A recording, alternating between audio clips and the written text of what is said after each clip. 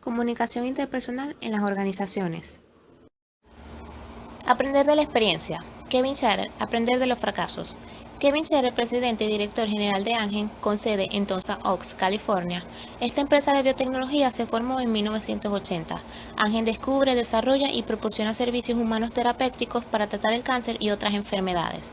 En 1989, Kevin Sharer se enfrentó al fracaso por primera vez. Se había desarrollado con éxito en General Electric, pero poco tiempo atrás había cambiado de empleo para unirse a MCI, la compañía de telecomunicaciones. Sharer pensó que el alto puesto que le ofrecían en ventas y marketing en MCI lo llevaría a la posición de director general en 2 años, pero una vez que empezó a trabajar, se hizo evidente que el director de operaciones era el candidato más probable para el puesto más alto, y no le agradaba la competencia que Sharer representaba. Sin embargo, Sharer no perdió el tiempo y desarrolló su estrategia para transformar MCI y posicionarse él mismo. Sharer afirma: a las 6 semanas entré a la oficina del presidente y propuse una reestructuración de la organización de ventas de la empresa. En ese momento me encontraba en el punto máximo de la arrogancia. La propuesta de Sharer representaba una amenaza para los ejecutivos senior que habían hecho una carrera en MCI.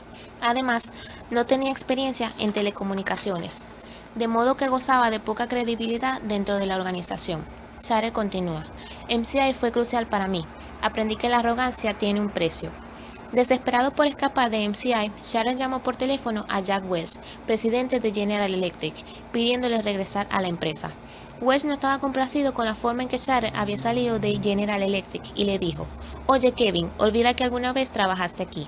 Sharer recuerda: en ese momento supe que me habían lanzado a la deriva en un bote salvavidas. Durante esa temporada difícil, en 1992, Sharer recibió una carta en la que le preguntaban si conocía a alguien que pudiera ocupar el puesto de vicepresidente ejecutivo en Amgen, una empresa de biotecnología relativamente pequeña en esa época. Como nunca había escuchado sobre esa empresa, acudió a una biblioteca pública a investigar sobre ella. Decidió nominarse a sí mismo para el puesto y lo consiguió.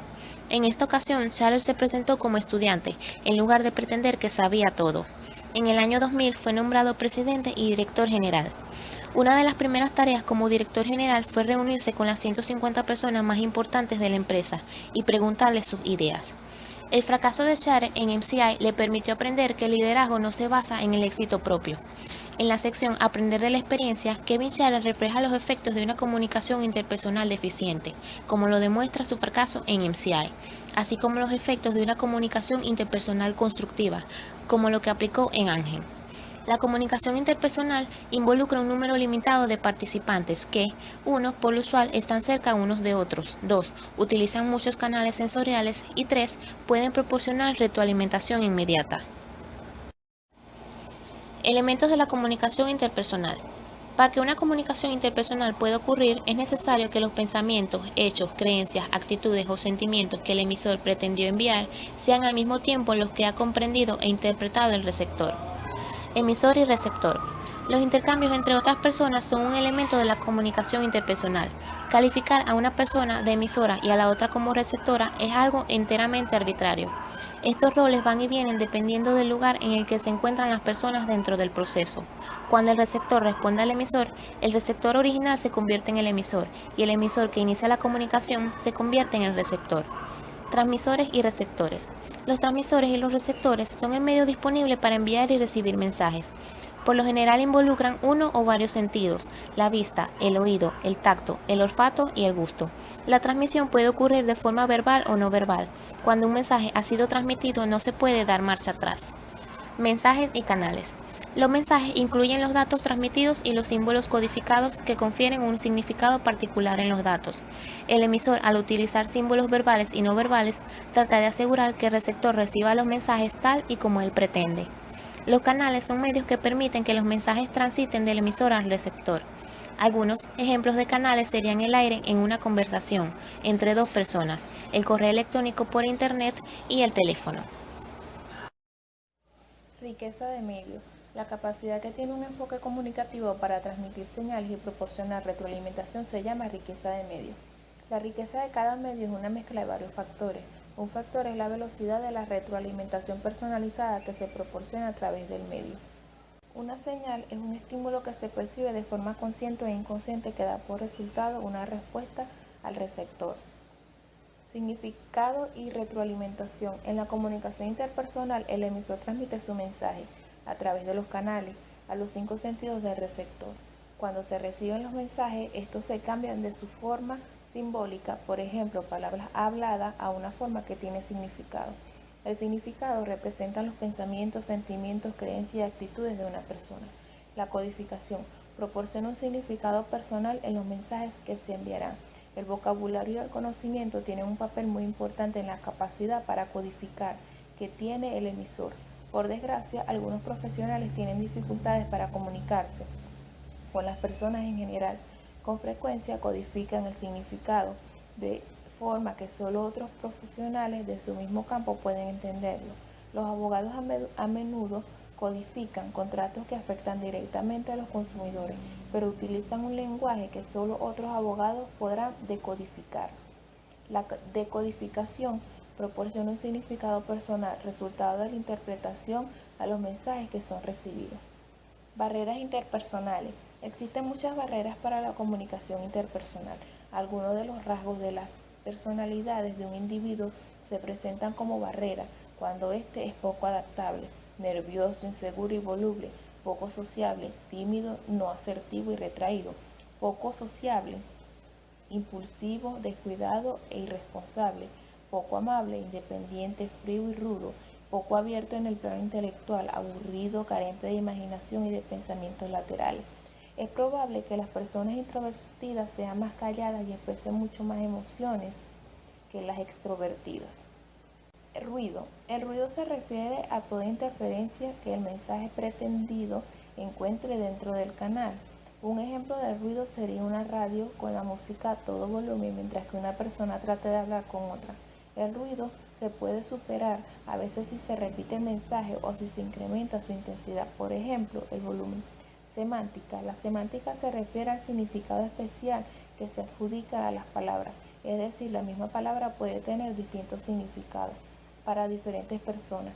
Piensa en el comentario que un gerente hizo a un subordinado. ¿Qué pasa con el informe de planeación de producción? Pienso que lo que quiere pronto. Con su comentario, el gerente puede haber tenido la intención de transmitir alguno de estos significados. Una instrucción. Tienes que entregarme el informe ya, es una orden. Una sugerencia. Te sugiero que veamos las posibilidades de terminar el informe ya. Una petición. ¿Puedes hacer el informe ahora? Si no puedes, dímelo. Una información. Planeación de la producción necesitará el informe muy pronto. Una pregunta. Planeación de la producción quiere tener el informe pronto. Rutinas de lenguaje. Los patrones de comunicación verbales y no verbales de una persona se han convertido en hábitos que se conocen como rutinas de lenguaje.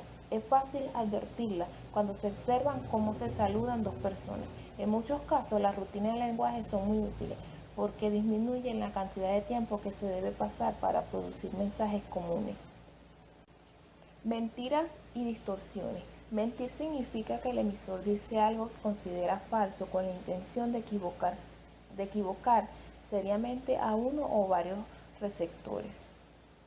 La distorsión se refiere a una amplia gama de mensajes que el emisor puede utilizar y que se ubican entre el extremo de la mentira y el extremo de la honestidad total.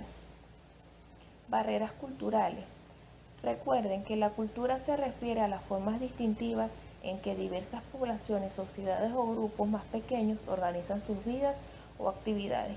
La comunicación interpersonal se representa siempre que un mensaje enviado por el miembro de la cultura es recibido y comprendido por un miembro de otra cultura. Contexto cultural. Las condiciones que rodean e influyen en la vida de una persona, grupo u organización constituyen su contexto cultural. Una cultura de alto contexto es la comunicación interpersonal. Se caracteriza por que 1. Antes de enfrascarse en discursos relacionados con el trabajo, se debe establecer una confianza social. 2. El enorme valor que se concede a las relaciones personales y en la buena voluntad. 3. La importancia que se tiene en las circunstancias que rodean la interacción. Etnocentrismo. El etnocentrismo se presenta cuando las personas piensan que su cultura es la única que tiene sentido, que tiene los valores correctos y que representan la forma correcta y la lógica de comportarse. Comunicaciones interpersonales éticas. Incluye el conocimiento, habilidades y capacidades para incorporar los valores y principios que distinguen lo bueno y lo malo cuando se toman decisiones y se eligen conductas. En esta sección se hablará de los factores que propician las comunicaciones interpersonales éticas. Esto es más probable que el individuo incorpore valores y principios que distinguen el bien del mal en las comunicaciones por medio de un diálogo efectivo. Las barreras para una comunicación efectiva, como el ruido, la semántica confusa, las rutinas de lenguaje incorrectas y las mentiras, reducirán la posibilidad de que se reproduzca un diálogo efectivo. Factores que propician el diálogo. El diálogo es el proceso que usan las personas para dejar su actitud defensiva a efecto de permitir el libre flujo de la exploración de sus propios supuestos y creencias, también las de otras personas. El diálogo incluye hacer preguntas y escuchar a efecto de aprender, buscar significados compartidos, integrar perspectivas múltiples y descubrir supuestos. Por lo tanto, el diálogo puede crear confianza entre las partes, un terreno común y una mayor probabilidad de una comunicación interpersonal ética. Una condición necesaria para que haya diálogo es la comunicación asertiva.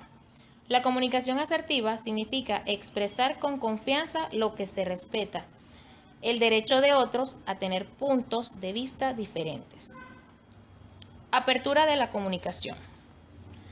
Es una línea continua que va desde la comunicación cerrada, sigilosa y defensiva hasta la abierta, franca y no defensiva. El grado de apertura debe ser considerado en relación con el contexto. Existen 3 factores al respecto. En primer lugar, la historia de la relación tal vez sea el factor más importante que afecta la apertura. La otra ha defraudado su confianza o la de las otras personas en el pasado. En segundo, la comunicación sigilosa resulta racional cuando es probable que la comunicación sea en parte la de un adversario o que la otra persona esté interesada en dañar o debilitar la posición que usted tiene o de ganar a sus expensas por medio de actas carentes de ética. En tercero, cuando se comunica con alguien, tiene un estatus más alto o más poder, usted se estará comunicando con alguien que tiene cierto control sobre su futuro. Esta persona tal vez sea la encargada de evaluar su desempeño, de juzgar si merece una promoción y de determinar el monto del incremento de su remuneración por mérito. Elementos: transmisión del mensaje, confianza, agendas y metas. Retroalimentación constructiva. Cuando las personas propician retroalimentación, comparten con otros lo que piensan y sienten respecto por ellos. La retroalimentación puede involucrar sentimientos personales, reacciones a las ideas o a las propuestas de otros. El impacto emocional de la retroalimentación varía en función de qué tan personalmente está dirigida. Cuando usted trata de establecer un diálogo, la retroalimentación debe ser de apoyo, comportamiento de refuerzo constante o correctiva, indicando que es conveniente un cambio de comportamiento. Autorrevelación apropiada. Es toda la información acerca de sí mismos que los individuos comunican de forma verbal o no verbal. Las personas se revelan a menudo de forma inconsciente en razón de las palabras que pronuncian y la forma en que se presentan ante otros. La capacidad para expresar bien ante otros suele ser básica para el crecimiento y el desarrollo personal.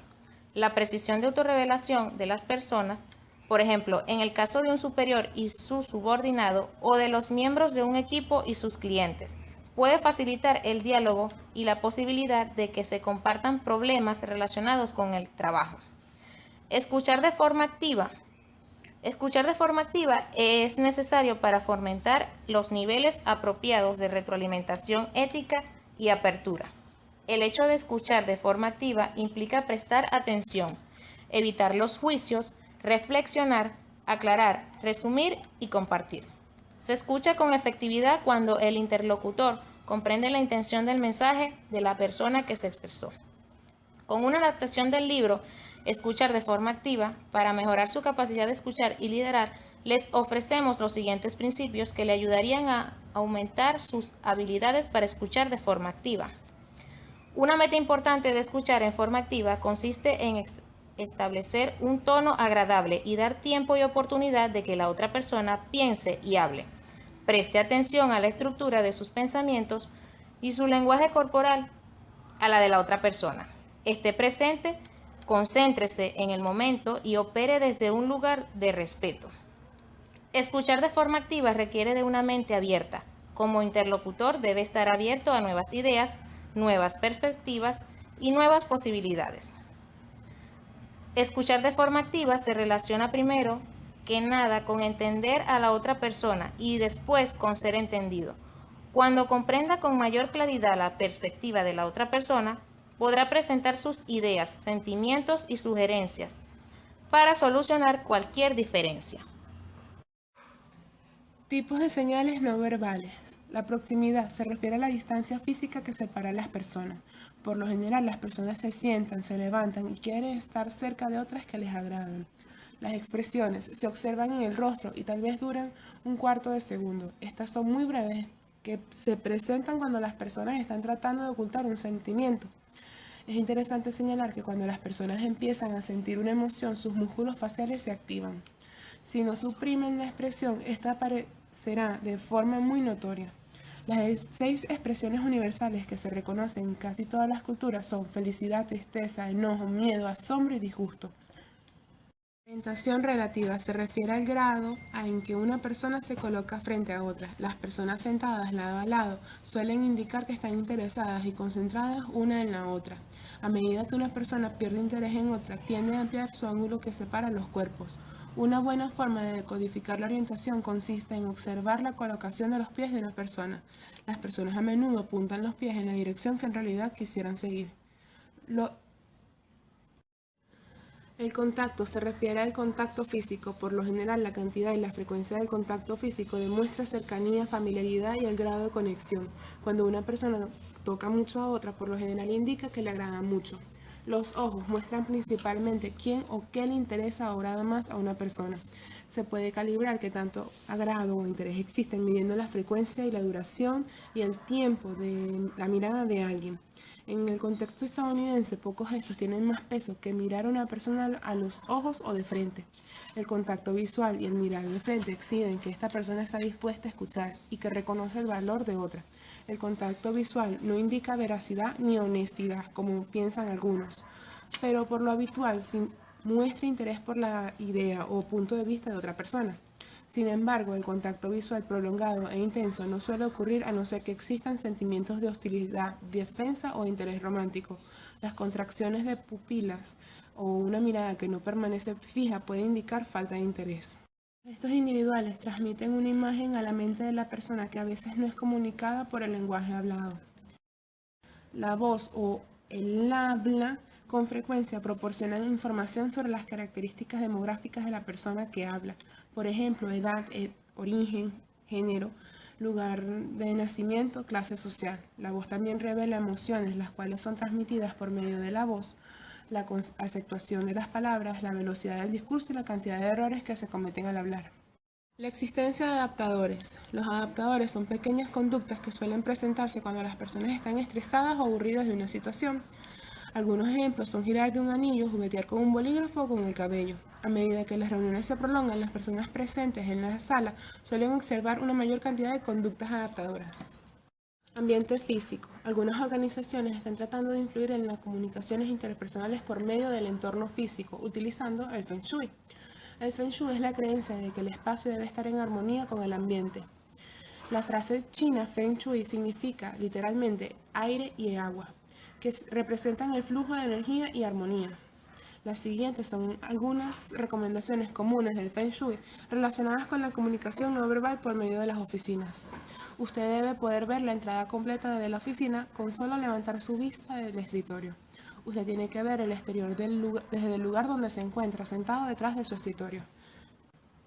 Importancia de los mensajes verbales. La comunicación no verbal es importante para la comunicación verbal porque ninguna de las dos basta por sí sola para un lenguaje efectivo. y una comunicación completa. Algunas de las formas en que usted puede relacionar las señales verbales y no verbales son repetir, como cuando alguien explica de forma verbal cómo llegar a un lugar y acompaña sus palabras señalando con el dedo. Diferencias culturales. Dadas las muchas diferencias que existen en las expresiones no verbales, las personas de distintas culturas a menudo no se entienden bien unas a otras. Esta es una importante barrera entre la comunicación intercultural. A continuación se analizan 3 formas de comunicación no verbal de distintas culturas: la cromática, la cronémica y el lenguaje corporal. Cromática. La cromática se refiere a la comunicación por medio de los colores de la ropa, productos, empaques o regalos que se envían mensajes de forma intencional o no, cuando las personas de distintas culturas se comunican. Cronémica. La cronémica se refleja cómo se usa el tiempo en una cultura. Un horario monocrónico significa que las cosas se hacen de forma lineal o una actividad a la vez. Un horario policrónico significa que las personas tienden a hacer varias cosas al mismo tiempo. El lenguaje corporal. Las posturas, los gestos y el contacto visual, la expresión del rostro, el tacto y el tono y el volumen de voz, la velocidad del hablar varían de una cultura a otra. Por ejemplo, en las culturas budistas se considera que la cabeza es sagrada, por lo cual usted jamás debe tocar la cabeza de alguien. En la cultura musulmana se considera que la mano izquierda es sucia, por lo cual jamás se debe tocar ni pasar o recibir algo con la mano izquierda. Diferencias de estatus. A continuación se presentan 3 de muchas relaciones que existen entre las señales no verbales y el estatus organizacional. Los empleados con un estatus más alto suelen tener mejores oficinas que los de estatus más bajo.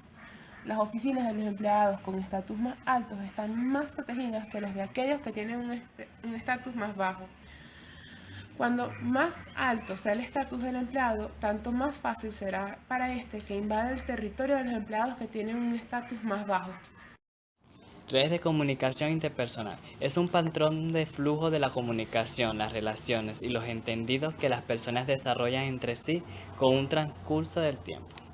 En lugar de contraerse en un individuo y en el saber si un mensaje específico ha sido recibido, pretendía el emisor. Red individual. Se basa en una red de solo de 2 personas. Sobra decir que la comunicación suele ocurrir entre muchas personas y grupos más grandes, y la comunicación se extiende en forma lateral, vertical y externa. La red de grupo informal, un patrón de comunicación de muchas redes individuales. Entre esta, informal significa los canales de la comunicación y los mensajes que no han sido de forma estricta con el camino de organización. Las cadenas de rumores, es decir, las cadenas extraoficial, a veces confidencial, con de comunicación verbal y a veces por correos electrónicos de personas a personas o grupos. Cadena de una línea, la cual se refiere a una persona divulgar en un rumor o a otras, y esta vez los divulga a otra, la cual los menciona a otra, a más, etc. Es decir, en grupos. La cadena de un chisme, la cual se refiere a que una persona le cuenta algo a varios contactos y próxima a esto que transmite a varias personas con los que tiene contacto estrecho. Cadena de probabilidad. Se refiere que una persona entra en contacto con varias o más que fautistas en lo que cuenta el mensaje. La cadena de Claustre o racionismos, la cual se refiere a que una persona le cuenta algo a varios contactos próximos y a esto transmite a varias personas con las que tiene contacto estrecho. La red formal de los empleados es el patrón internacional y los flujos de la comunicación relacionada con los empleados tanto de forma vertical y lateral. Lineamientos generales. Es poco probable de una sola red sea efectiva en todas las situaciones para un equipo que tiene diversas tareas, problemas y metas. Efectos de correo electrónico. El correo electrónico tiene un efecto sobre las redes individuales, de grupos informales y formales, y así como la comunicación interpersonal en general. Es posible que las reuniones cara a cara se utilicen demasiado o muy poco en la organización. Lo mismo sucede con el correo electrónico.